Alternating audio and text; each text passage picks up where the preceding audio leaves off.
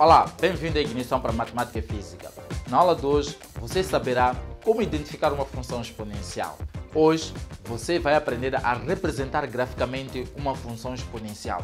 Ainda neste vídeo, eu e você vamos fazer o estudo completo da função exponencial. Fique ligado, porque neste canal eu posto vídeos de matemática e física todos os dias.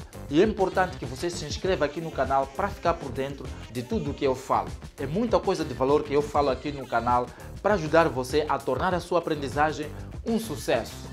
E não se esqueça de partilhar este vídeo, porque há muita gente lá fora que está a precisar aprender esta matéria. Fique por dentro, porque eu e você e eu, juntos, vamos bater qualquer teste.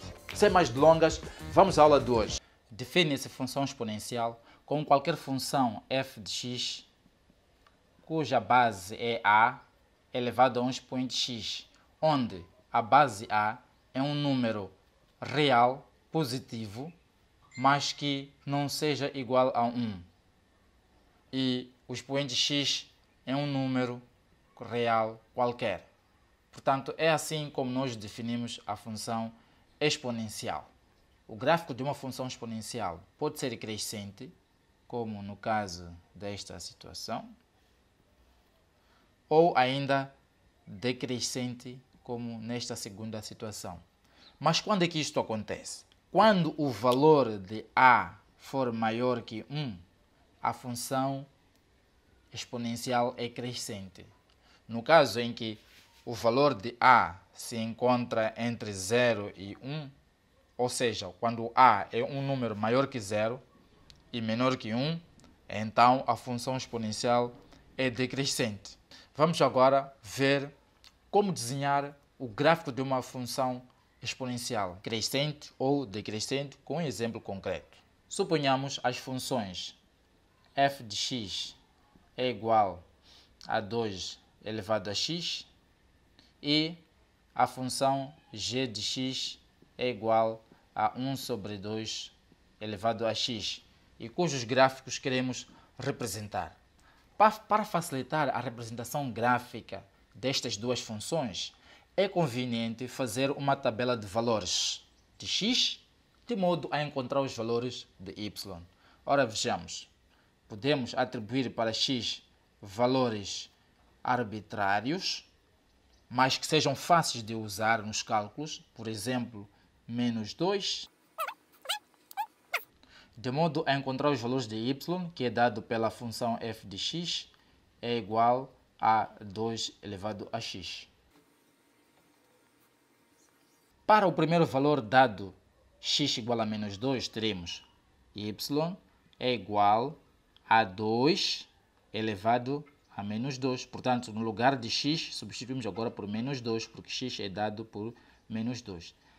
Como se sabe, qualquer número elevado a um expoente negativo é igual ao seu inverso e o seu expoente muda de sinal. Portanto, o inverso de 2 é 1 sobre 2 e o expoente passa a ser 2. Daqui calculamos 1 elevado a 2 é 1 vezes 1, que vai dar 1.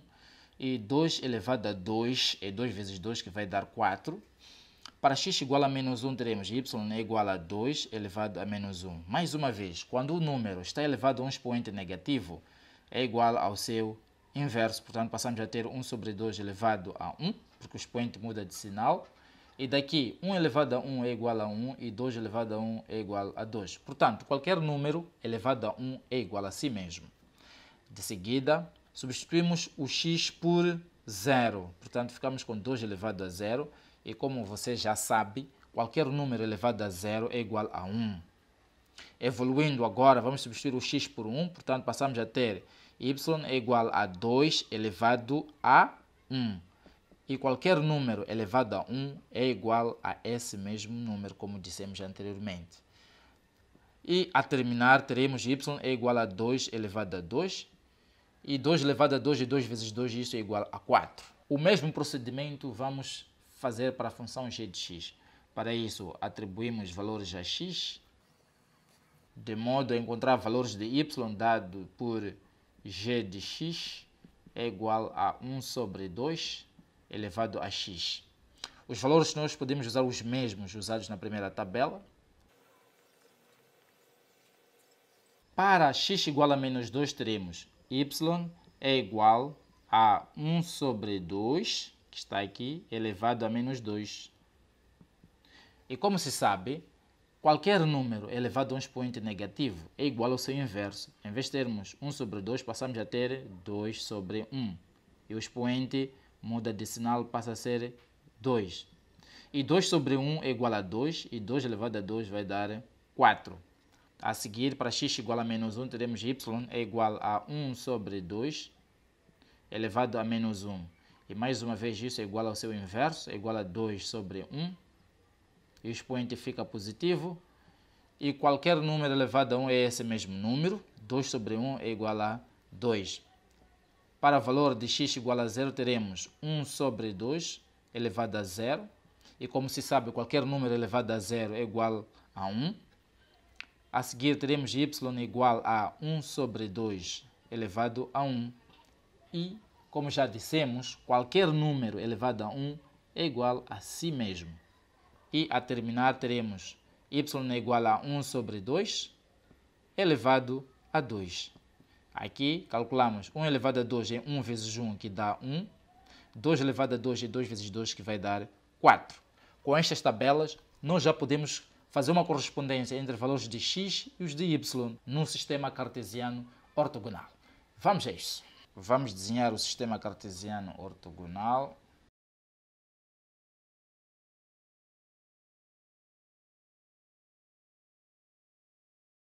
Agora, vamos fazer uma correspondência entre os valores de x e os de y no sistema cartesiano ortogonal para a primeira função f de x. Portanto, quando x é menos 2, y é 1 quarto. Então, repare que 1 quarto está nesta zona entre 0 e 1. Exatamente aqui na metade entre 0 e 1 temos 1 sobre 2. Entre 0 e 1 sobre 2 temos 1 quarto. Portanto, 1 quarto aqui vai fazer uma correspondência com menos 2 e marcamos um pontinho. A seguir, quando x é menos 1, y é igual a 1 meio. Quando x é menos 1, y é igual a 1 meio. Portanto, menos 1 do x vai fazer uma correspondência com 1 meio. Portanto, é isto aqui. Aqui marcamos um pontinho. A seguir, quando x é 0, y é 1. Quando x é 0, y é 1. É aqui assim, na intersecção. E de seguida temos quando x é 1, y é 2. Quando x é 1, y é 2. Portanto, vamos fazer esta correspondência de 1 para 2. E marcamos mais uma vez um pontinho. E a terminar, quando x é 2, y é 4. Então, passamos a ter isto. Quando x é 2, y é 4. Portanto, temos esta correspondência. Com esta correspondência, já podemos traçar o nosso gráfico como este aqui. Portanto, este é o gráfico da função f de x. A seguir, vamos fazer o mesmo procedimento para a função g de x. Vamos fazer uma correspondência aqui no sistema cartesiano ortogonal, né, entre valores de x e os de y. A começar, quando x é menos 2, y é 4. Portanto, menos 2 vai corresponder a 4. Marcamos um pontinho aqui. E a seguir, quando x é menos 1, y é 2. Então, quando x é menos 1, y é 2. Marcamos mais um pontinho aqui. Evoluindo, quando x é 0, y é 1. Então, quando x é 0, y é 1. A intersecção é aqui assim. Marcamos um pontinho. Evoluindo, quando x é 1, y é 1 sobre 2. 1 sobre 2 corresponde a 0,5. Então, quando x é 1, y é 0,5, que é 1 sobre 2. É mais ou menos nesta zona. Então, vamos fazer esta correspondência. Marcamos um pontinho. E a terminar mesmo, quando x é 2, y é 1 quarto. 1 quarto é 0,25, portanto está entre 0 e 0,5. Marcamos aqui assim e fazemos esta correspondência com o 2. Marcamos mais um pontinho. Com estes pontinhos todos, vamos traçar o gráfico da função g de x desta maneira. Portanto, esta é a função g de x. Com estes gráficos, já podemos fazer o nosso estudo completo da função, começando com o domínio. O domínio da função f, que se simboliza por d de f de x, é tal que, vamos observar o que é o domínio. É o campo de existência de uma função ao longo do eixo x. Repare que este ramo é infinito. Este lado à esquerda, portanto, vai a menos infinito sem tocar o x, né? Este ramo continua à esquerda, portanto, parte de menos infinito. E à direita, este ramo continua ao longo dos valores de x até mais infinito. Por isso, nós vamos dizer que x pertence a R. O domínio da função f de x pertence a R. Do mesmo jeito, para a função g de x, repare que este ramo existe no menos infinito para o x, assim como no mais infinito. E é por isso que vamos dizer que o domínio da função g de x é tal que x pertence a R. Evoluindo, vamos determinar o contradomínio, que simboliza-se por d'. Para a função f de x, teremos d' de f de x. É tal que y pertence a... Portanto, o contradomínio da função tem a ver com o campo de existência dos valores de y. Repare, esta linha a vermelho existe na parte acima de zero, ou seja, o seu campo de existência é o conjunto dos números reais positivos. Não é? Está aqui acima de zero. Portanto, dissemos que y pertence ao intervalo aberto de 0 até mais infinito. Assim como para a função g de x, repare que ele só existe acima do zero e é por isso que concluímos que o contradomínio da função g de x também é tal que y pertence ao intervalo aberto de 0 até mais infinito. Aqui o intervalo deve estar aberto para 0 porque este ramo, assim como o outro, não tocam o eixo x. Dando continuidade, vamos verificar se a nossa função tem zeros. Repare que a função f de x não toca o eixo x, apenas aproxima a este eixo. Assim como a função g de x não toca o eixo x, apenas aproxima a ele. E é por isso que se diz que a função não tem zeros, porque não toca o eixo x. Tanto f de x como g de x não tocam o eixo x, então diz-se que não tem zeros. A seguir, vamos verificar o valor da ordenada na origem. Simbolicamente, o valor da ordenada na origem escreve-se assim, f de 0, ou seja, valor de y quando x é 0. Então, qual é o valor de y quando x é 0? Repare que quando x é 0, é aqui assim. Esta linha corta no y igual a 1. Então, o valor da ordenada na origem para a função f de 0 é igual a 1. O mesmo acontece para a função g de x, no ponto x igual a 0. Esta linha do x igual a 0 corta o gráfico no ponto 1. Então, o valor da ordenada na origem é tal que y é igual a 1. Agora, vamos verificar a monotonia de cada uma das funções. Aqui é necessário designar o intervalo, se existir, de crescimento ou decrescimento para cada uma das funções. Portanto, para a função f de x, podemos considerar este intervalo em que ele existe de menos infinito para mais infinito, verifica-se que é totalmente crescente. Então escrevemos no intervalo aberto de menos infinito até mais infinito. A função f de x é crescente e indica-se por uma seta ascendente. Vejamos isso agora para a função g de x. Para a função g de x, da esquerda para a direita, ou seja, de menos infinito para mais infinito, verifica-se que ela é totalmente decrescente. Isto simboliza-se ou indica-se por uma seta descendente. Agora, vamos verificar a variação do sinal. Portanto, para as duas funções é possível verificar a variação do sinal. A variação do sinal indica em que parte um determinado gráfico se encontra. Se está na parte positiva ou na parte negativa.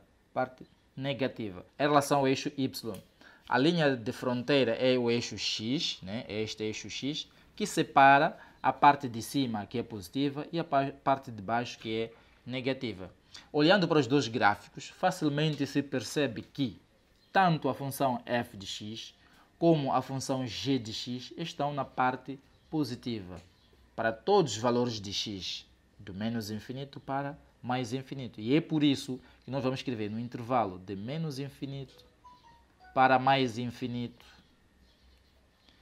a função f de x, assim como a função g de x,